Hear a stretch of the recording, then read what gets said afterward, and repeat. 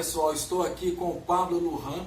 O Pablo Lujan é líder do Movimento de Justiça Humana na Barcelona. Ele veio lá de Barcelona para assistir o espetáculo que a gente teve aqui hoje em Porto Alegre, que é a condenação em segunda instância do candidato a presidente da República, Luiz Inácio Lula da Silva, que foi presidente por 2 mandatos e saiu com o maior nível de aprovação da história de um presidente no Brasil.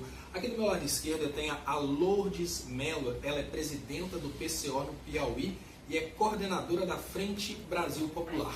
O que aconteceu hoje é um fato histórico. Digamos que o cinema brasileiro nunca conseguiu tanta expressão internacional quanto a justiça brasileira nesse espetáculo midiático que foi a condenação em segunda instância de um ex-presidente da República sem provas materiais de crime. O espetáculo foi tão grande que ele já consegue ser avaliado nos veículos internacionais como o primeiro grande evento da campanha presidencial de 2018 no Brasil. É que hoje as campanhas presidenciais já não são mais disputadas com propostas, com aquilo que os presidenciáveis poderiam fazer pela nação, mas através do uso da máquina judiciária para perseguir os opositores dos interesses das elites. Esse processo que chama lawfare tem acontecido ao redor de todo mundo e hoje se concretiza no Brasil com esse espetáculo que foi a condenação em segunda instância de um candidato a presidente da República que tem mais de 50% dos votos válidos aqui no Brasil, porém ele foi condenado em primeira instância por um super juiz a serviço dos Estados Unidos, que é o tal do Sérgio Moro, o ex-herói dos coxinhas, né, que agora já está caindo. A máscara caiu. A máscara caiu. E agora, em segunda instância, por 3 desembargadores que até então eram desconhecidos, mas começaram a ser promovidos pela Globo, tão logo decidiram trazer para um momento muito próximo o julgamento em segunda instância do presidente Lula. Mas eu começo falando com ele que veio lá da Espanha e que luta e tem uma história muito interessante. Ele é ex-coxinha e através dos vídeos informativos pela internet, em especial os meus vídeos, ele começou a pensar um pouco diferente. Eu queria te perguntar, não necessariamente por que Lula, mas por que mudar de uma visão coxinha para uma visão nacionalista? Bom, eu já cheguei aos 40 anos, né? Tudo isso. Eu tive a minha infância nos anos 80, nasci em 77, tive minha infância nos anos 80, ou seja, o fim da minha adolescência e a minha idade adulta foi nos anos 90. Eu vi o sofrimento que eu passei nos anos 90, o que a minha família passou nos anos 90. A minha mãe era uma pessoa analfabeta, empregada doméstica, lutou muito para nos criar. O meu pai morreu, mataram meu pai num problema de terra, tudo isso. Ou seja, meu pai, quando morreu, né, eu tinha 8 anos e para você ver como que é a situação. Minha mãe, no caso, quando ficou com nós 3, comigo, minha irmã e meu irmão, não recebíamos pensão. Então você imagina com uma pessoa no Nordeste, eu sou de Caruaru, Pernambuco, mas não morava na cidade, no centro de Caruaru, morava em um povoado de Cachoeira Seca. Então, por exemplo, no caso minha mãe, ela fica com 3 crianças, né, com 3 filhos. Eu tinha 8 anos na época, passamos por situações muito difíceis, não recebíamos um centavo do governo. Aos 12 anos viemos para São Paulo, entendeu? Acabamos caindo numa favela, ou seja, eu morei muitos anos da minha vida numa favela, mas graças a Deus essa história da minha vida, da minha família mudou, consegui ir para a Europa, minha mãe deu um giro muito grande na vida dela, tudo isso e tal, né? Então aconteceu, eu participava muito dos congressos do PMDB, né? E nas reuniões que eles faziam, eram as mesmas frases que você escutava. Lula era comunista. Lula, quando ganhasse as eleições, iria fechar as igrejas. E eu era de uma igreja evangélica tradicional, né? Hoje eu sou evangélico, mas não pertenço à linha conservadora. Entendeu? Então eu, por ser evangélico, e escutar que o Lula, quando ganhasse as eleições, iria fechar as igrejas, é impossível votar no Lula. Por exemplo, que o Brasil viraria Cuba. Bom, pessoal, só tem uma coisa para falar. Eu não fui em Cuba, mas muitos companheiros do nosso grupo foram em Cuba e é muita mentira o que fala de Cuba. Então, que o Brasil ia virar Cuba, que as igrejas seriam fechadas, que o Lula acabaria com a cultura. Olha, o Lula, quando entrou no governo, o primeiro que ele fez foi criar o Ministério da Cultura, que deu muitas oportunidades a teatros, atores, futebolistas, escolinhas de futebol. Ou seja, o Ministério da Cultura foi uma coisa que valorizou muito o nosso cinema brasileiro, deu oportunidade a muitas pessoas no teatro. Então, por exemplo, eu comecei a ver as mentiras, né? Então, quando o Lula entrou quando ele ganhou as eleições em 2002, né? Mas ele ganha em 2002, no final do ano 2002, mas é já no ano 2003 que ele começa a formar o governo, tudo isso, né? Então, nessa época que o Lula ganha, eu me desespero. Eu me desesperei, fiz uma dívida e fui para a Europa. Me desesperei. Mas arrependo até hoje. Então, eu no momento Medo do Lula. Isso, medo do Lula, né? Então, no momento de loucura, de desespero, mãe, o Brasil vai virar Cuba, as igrejas evangélicas serão fechadas. E o meu padrasto, porque depois que fomos para São Paulo, depois de um certo tempo, minha mãe ela casou com o meu padrasto, que era metalúrgico, ele tem um problema de saúde e acabou se aposentando. Né? E meu padrasto, ele sempre me falava do PT, olha, é um partido que lutou muito pelos trabalhadores. Eu sou metalúrgico, eu sempre tive um salário razoável, graças às greves do Lula, a luta que ele fez por nós. Olha, sabe como que é interessante? Eu lembro que eu estava na escola e o Collor era candidato naquela eleição, inclusive, que o Collor venceu por causa das fenômenos. Isso. A Globo, Globo, com o Mira Leitão, sacaneou a eleição do Lula, né? Eu não diria, eu sempre fui uma pessoa muito humilde, nunca me achei melhor que ninguém, mas eu acreditava nas histórias a respeito do comunismo, eu acreditava que a propriedade seria tomada, que as pessoas perderiam. E eu falava coisa do tipo, olha, se o Lula vencer, eu vou para o Paraguai, mas no Brasil eu não fico. E um colega meu, que inclusive jovem na época, fazia campanha para o Collor, amava o Collor. Quando o Lula venceu, ele viu o que o Collor foi para o Brasil.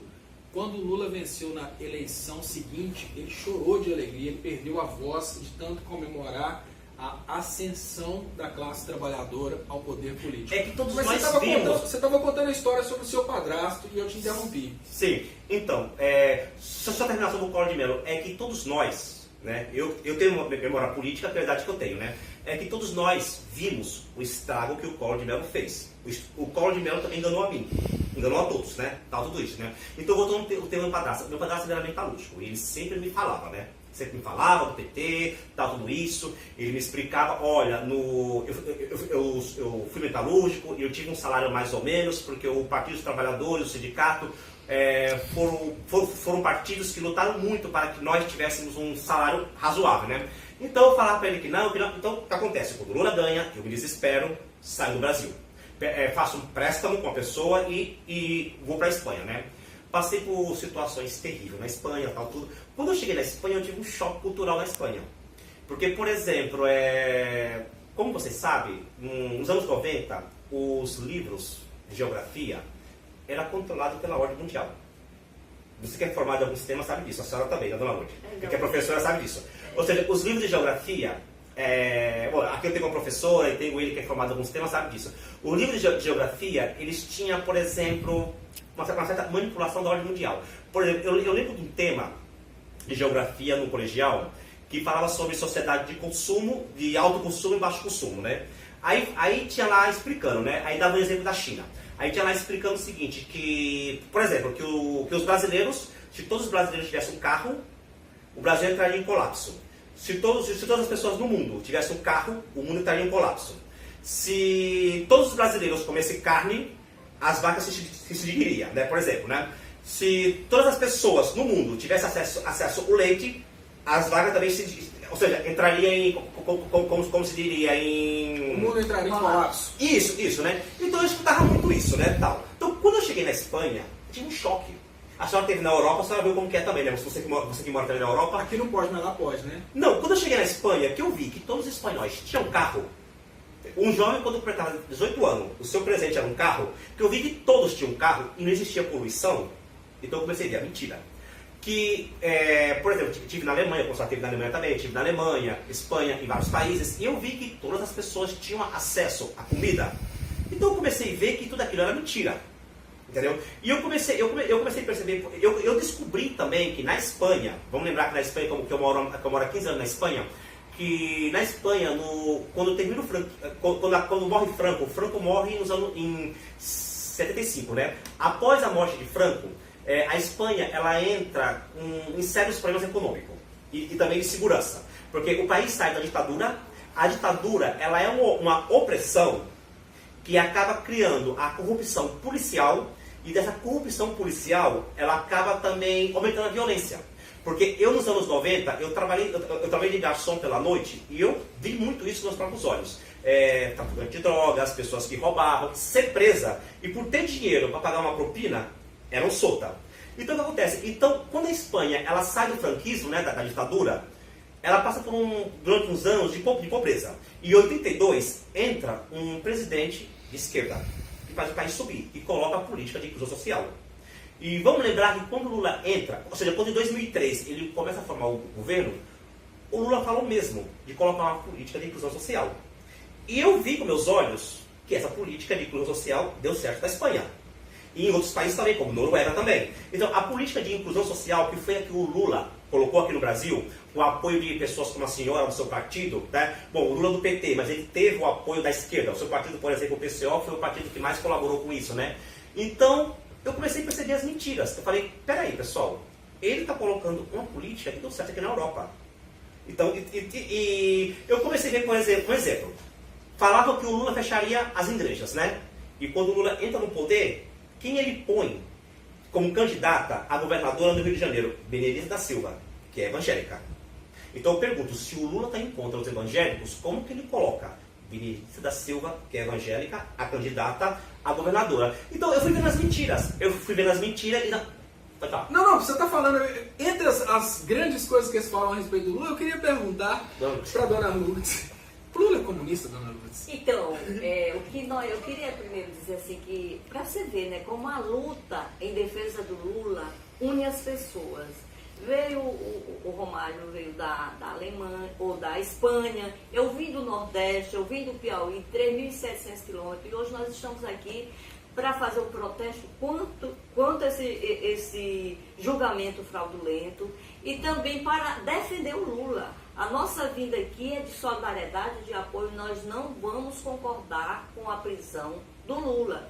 E você também o estou aqui nos assessorando nessa entrevista.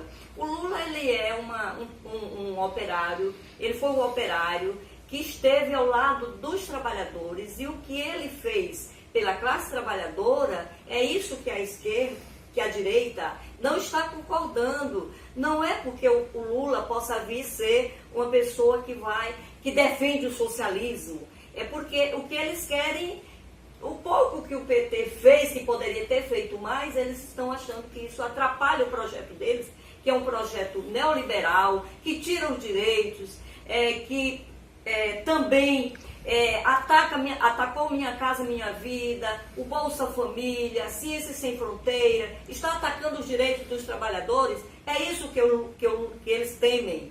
E aí agora ficam acusando Lula com condenação sem provas, um crime sem prova. Não existe nada contra o Lula.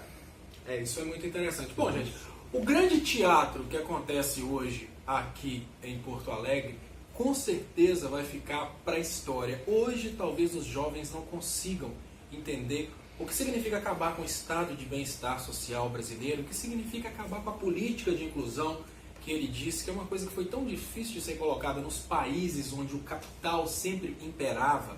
Hoje, pode estar difícil para o funcionalismo público entender o que vai acontecer daqui a uns anos, porque o funcionalismo público acha que o Estado pode imprimir dinheiro. Mas um país que cada vez mais perde indústria, um país que cada vez mais perde desenvolvimento, está fadado a um fracasso. Hoje, o que eles tentam fazer, sem dúvidas, é transformar o Brasil em um mero produtor de commodities. E a única força que pode reverter isso, sem dúvidas, é o povo. Então é por isso que nós contamos com o apoio popular para tentar reverter essa possibilidade de anular o Lula como presidente em 2019, como candidato agora em 2018. Muito obrigado, gente. Muito obrigado a vocês que participaram aqui comigo e até mais.